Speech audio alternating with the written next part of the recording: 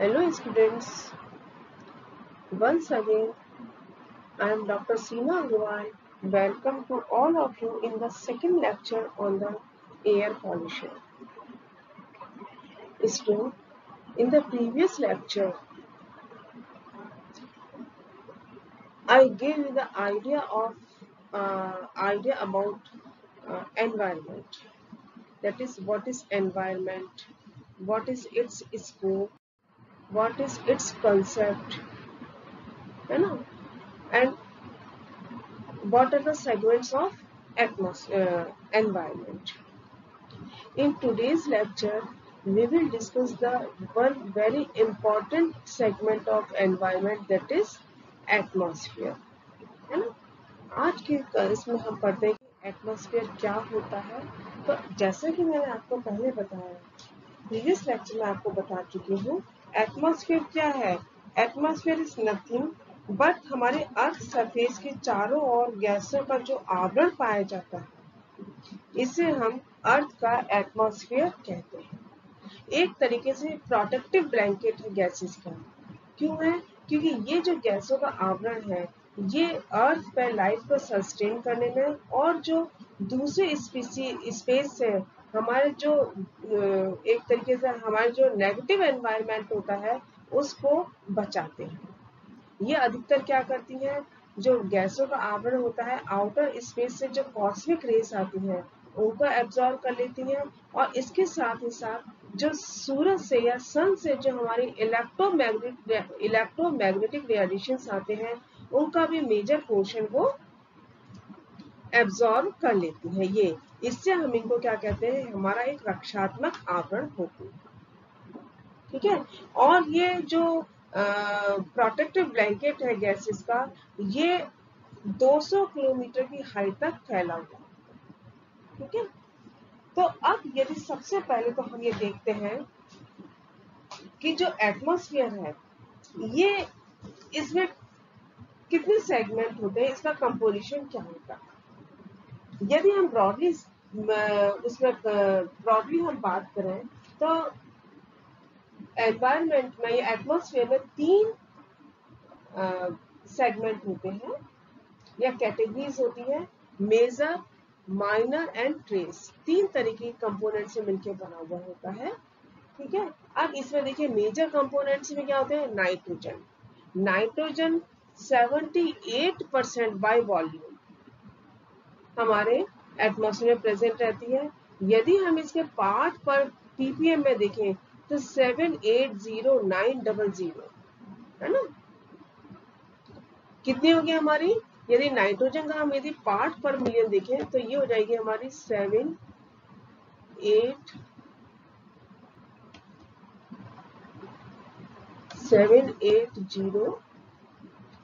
Nitrogen, क्योंकि maximum है इसलिए मैं इसका आपको ना पार्ट्स पर मिलियन यानी ppm की वैल्यू लिख रही हूँ। बाकी मैं फिर आपको pdf में इसकी पूरी दे दूंगी। ठीक है। यहाँ मैं आपको सिर्फ बताने के लिए, पढ़ाने के लिए मैं आपको बता रही हूँ। तो नाइट्रोजन इसका मेजर कंपोनेंट होता है और इसकी वैल्यू बाय वॉल्यूम परसेंटेज में तो इतनी होती है, पार्ट पर मिलियन में इतनी होती है। ऑक्सीजन हमारी 20.94% में होती है और पार्ट पर मिलियन में देखें तो 209400 होती है।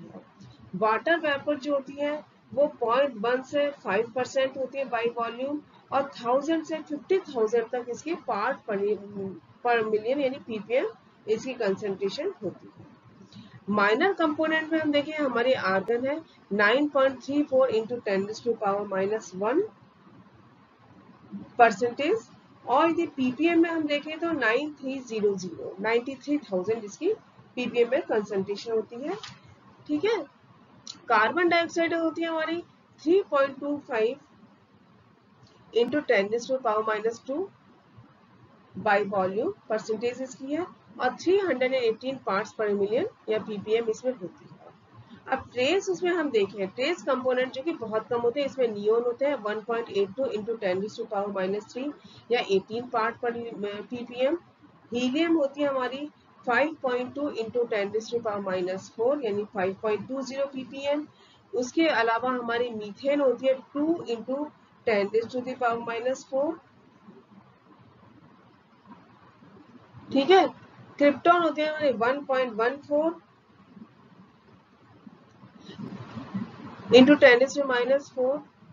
Nitrous oxide, hydrogen, xenon, sulphur dioxide, ozone trace में है ना, ammonia, carbon monoxide, nitrogen dioxide और आयोडीन, ये सब की हमारे क्या है, ट्रेस एलिमेंट है। इनकी मैंने सबकी आपके जो परसेंटेज है बाई वॉल्यूम वो इसमें आपको मैंने दे रखी है। ठीक है, अब हम ये देखें कि इसके कुछ जनरल थिंग्स देखते हैं कि जितने भी एटमॉस्फेयर के जो पैरामीटर्स हैं वो ऑल्टीट्यूड के साथ बहुत शार्पली चेंज होते हैं। कैसे चेंज होते हैं, जो इसकी डेंसिटी होती है वो ऑल्टीट्यूड जैसे जैसे इंक्रीज होता है इसकी डेंसिटी डिक्रीज होती जाती है। सी लेवल पे यदि इसका प्रेशर 1 एटमॉस्फेयर होता है तो 100 किलोमीटर ऊपर सी लेवल से इसका 3 इंटू 10⁻⁷ हो जाता है, 10⁻⁻7 भी हो जाता है एटमॉस्फेयर। टेम्परेचर -92 से 1200 डिग्री सेंटीग्रेड तक वेरी करता है एटमॉस्फेयर का टेम्परेचर। अब देखिए अपन लोग कहते हैं जनरल अपने आसपास का एटमॉस्फेयर बहुत गर्म है इतना है, तो -92 से 1200 डिग्री सेंटीग्रेड तक एटमॉस्फेयर का टेम्परेचर वेरी करता है। एटमॉस्फेयर का जो टोटल मास है वो कितना है, 5 इंटू 10⁻15 टन इसका टोटल मास होता है। तो ये तो ये हमारी इसके कुछ पैरामीटर्स। ठीक है, अब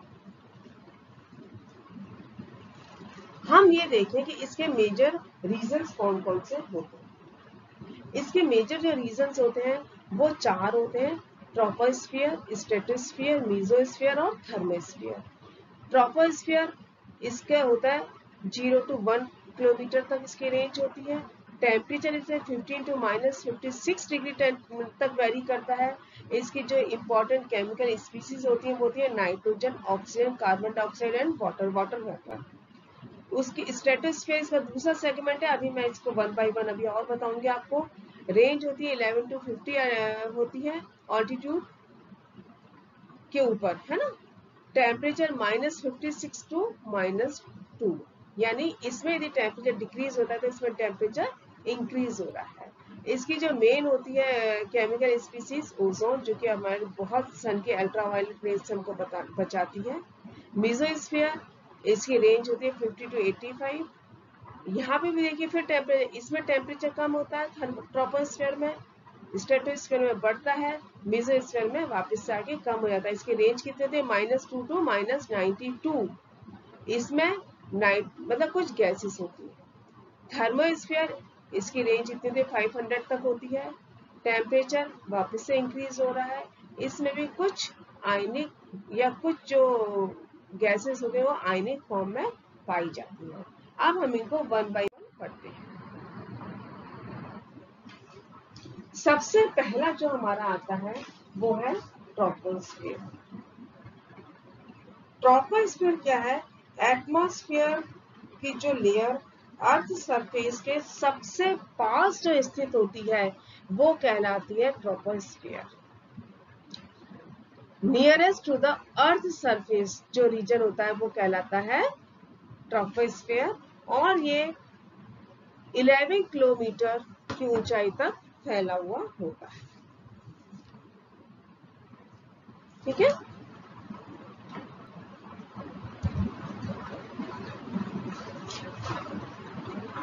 ये आप ये कह सकते हो कि ये एटमॉस्फेयर की लोएस्ट लेयर होती है जिसमें ह्यूमन बीइंग्स और अदर लिविंग ऑर्गेनिज्म रहते हैं। ठीक है, अपर लिमिट में of it may vary up to 20 kilometre depending upon temperature and nature of terrestrial surface. Troposphere जो है एटमॉस्फेयर का लगभग 70% पोर्शन कवर करता है। ठीक है, और इसमें mainly oxygen, nitrogen, argon, carbon dioxide, hydrogen, methane, water, ammonia, sulphur dioxide etc gases पाई जाती हैं। ठीक है।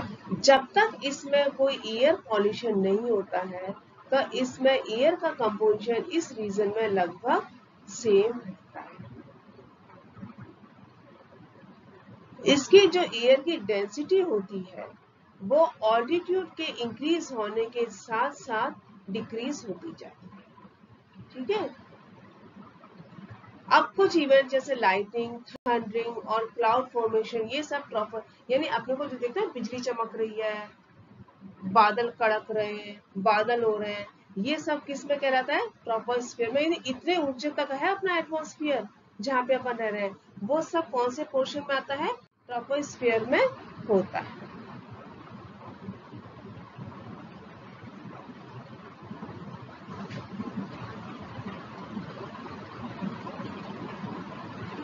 अब इसमें क्या होता है, इस लेयर में जो टेम्परेचर होता है वो ऊंचाई बढ़ने के साथ साथ घटता जाता है। टेम्परेचर जैसे जैसे हम हायर ऑल्टीट्यूड पे जाएंगे वैसे वैसे इसका टेम्परेचर डिक्रीज होता जाता है। ठीक है। यानी कि जो ग्राउंड लेवल के पास जो एयर होती है वो सबसे ज्यादा गर्म होती है। क्यों होती है? क्योंकि अर्थ के जितने भी रेडिएशन आते हैं उसके कारण वो गर्म होती जाती है। ट्रोपोस्फियर के जो अपर पार्ट होता है उसमें टेम्परेचर बहुत कम होता है और -56 डिग्री टू -60 डिग्री तक भी हो जाता है कभी कभी, है ना, वहां तक पहुंच जाता है और ये कहलाता है ट्रोपोपॉज। ठीक है। इसमें वाटर वेपर और डस्ट दोनों की जो कंसंट्रेशन है वो वेरिएबल होती है। वाटर की कंसंट्रेशन 0% से लेके 4% तक वेरी करती है और इसकी अधिकता मतलब कितनी अधिकता होती है ये ऑल्टीट्यूड और टेम्परेचर पर डिपेंड करती है।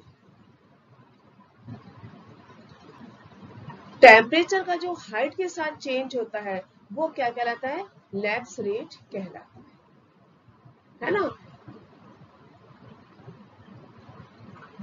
जैसे जैसे ऑल्टीट्यूड इंक्रीज होता है और उसके साथ यदि टेम्परेचर डिक्रीज होता है तो कहलाता है आपका पॉजिटिव लैप्स रेट और उसका जो रिवर्स होता है वो कहलाता है आपका नेगेटिव लैप्स रेट कहलाता है ना। ठीक है। ना सेकेंड है हमारा स्ट्रेटोस्फीयर। स्ट्रेटोस्फीयर क्या है?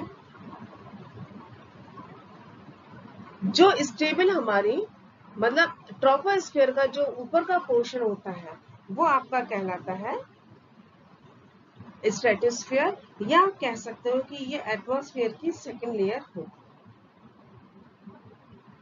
ये इक्वेटर से लगभग 72 किलोमीटर और पोल से 62 किलोमीटर की हाइट पर स्थित होती है। इसमें टेम्परेचर -56 से -2 डिग्री यानी इसमें टेम्परेचर बढ़ता है। इस लेयर में वाटर वेपर एब्सेंस होती है, यानी इस लेयर में किसी भी प्रकार के वेदर चेंजेस या क्लाउड फॉर्मेशन एक्सेट्रा नहीं पाई जाती। ठीक है। अब अपन क्या कह रहे हैं कि यहाँ पे टेम्परेचर जो है जैसे जैसे ऑल्टीट्यूड इंक्रीज होता है वैसे वैसे जो है वो बढ़ता है। क्यों? क्योंकि इसमें जो हमारी ओजोन लेयर पाई जाती है वो सोलर की जो अल्ट्रावायलेट रेडिएशंस होती है उसको एब्जॉर्ब कर लेती है। क्योंकि अभी मैं आपको बता चुकी कि इसकी कंसंट्रेशन कितनी होती है, 1 to 5 ppm बाई वॉल्यूम होती है। और ये अभी मैं बता चुकी हूँ कि जो टेम्परेचर इंक्रीज होता है वो आपका क्या कहलाता है? नेगेटिव लैप्स रेट कहलाता है, लैप्स रेट कहलाता है। इसलिए इसको हम क्या कहते हैं कि ओजोन, क्योंकि यही क्या कर रही है? हीट को एब्जॉर्ब कर रही है, इसलिए ओजोन ही इसमें ओजोन इसमें नेगेटिव लैप्स रेट के लिए रिस्पॉन्सिबल होती है। एक्चुअली में क्या होती है, ऑक्सीजन जो है अल्ट्रावायलेट रेज को एब्जॉर्ब करके नेसेंट ऑक्सीजन में कन्वर्ट हो जाती है और फिर ये जो नेसेंट ऑक्सीजन है ये क्या करती है, इसको ऑक्सीजन फिर एब्जॉर्ब करती है और ओजोन में कन्वर्ट हो जाती है। और ये जो रिएक्शन है वो क्या होता है, रिवर्सिबल होता है। इसलिए इस कारण ऑक्सीजन और ओजोन की जो क्वांटिटी होती है वो इस लेयर में कांस्टेंट होती है। लेकिन कुछ क्लोरो गैस यानी CFC गैसेस के कारण इस लेयर का डिप्लीशन होता जा रहा है, इसलिए हमारा एनवायरनमेंट भी बिगड़ता जा रहा है। क्या ना, ओजोन का डिप्लीशन हो रहा है। इसको ओजोन लेयर भी कहा जाता है। तो अपन क्या करें, ozone is responsible for the negative lapse rate. The air in this season is very dry and the clouds and conduction currents from the troposphere normally do not penetrate into it. Ozone in the stratosphere acts as protective shield for life on Earth from injurious effect of the sun's ultraviolet rays, and at the same time supplies the heat source for partitioning the quiescent stratosphere from the turbulent troposphere. अब stratosphere का जो ऊपर का हिस्सा होता है वो क्या कहलाता है, स्ट्रेटोपॉज कहलाता है। ठीक है,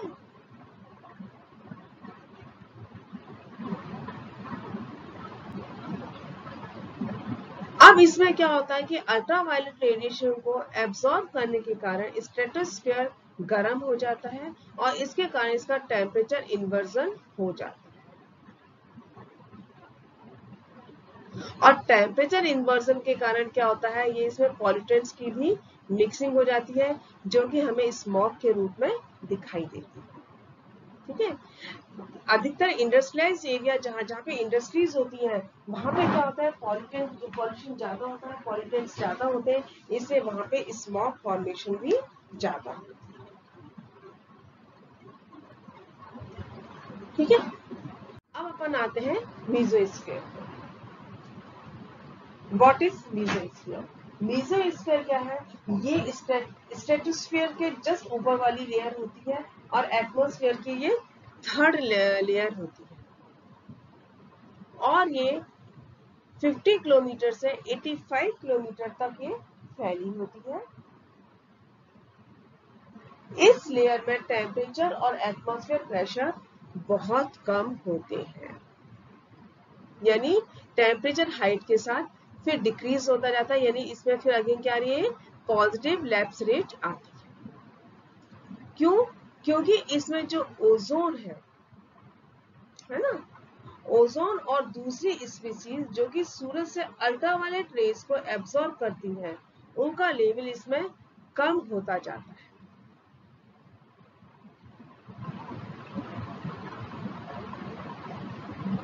है ना।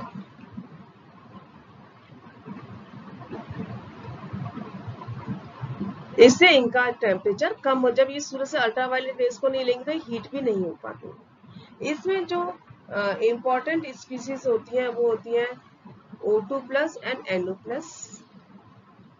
और इसके ऊपर के लेयर में तो टेम्परेचर क्या है, -92 डिग्री सेंटीग्रेड भी हो जाता है। तो जैसे पहली दो लेयर हैं उसी की तरह इसका जो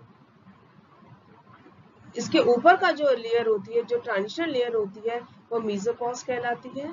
ठीक है, और ये यहाँ पे मतलब सबसे ज्यादा ठंडा एरिया जो एटमॉस्फेयर का होता है वो इसी रीजन में पाया जाता है। Then thermosphere. थर्मोस्फीयर क्या है, ये लगभग 500 किलोमीटर की ऊंचाई तक उपस्थित होती है और यहाँ पे फिर टेम्परेचर चेंज होता है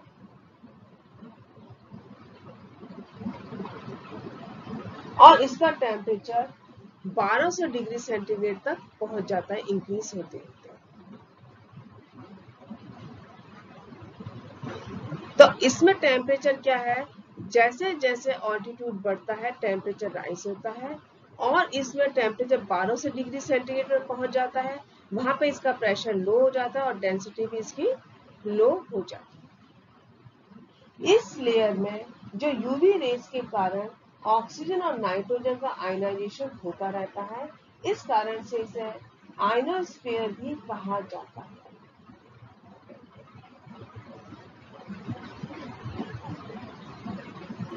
ठीक है, आयनोस्फीयर भी कहा जाता है। तो ये ना ऑक्सीजन नाइट्रोजन इसमें एब्जॉर्ब वो मतलब इसका आयोनाइजेशन होता रहता है सोलर रेडिएशन के कारण। ठीक है,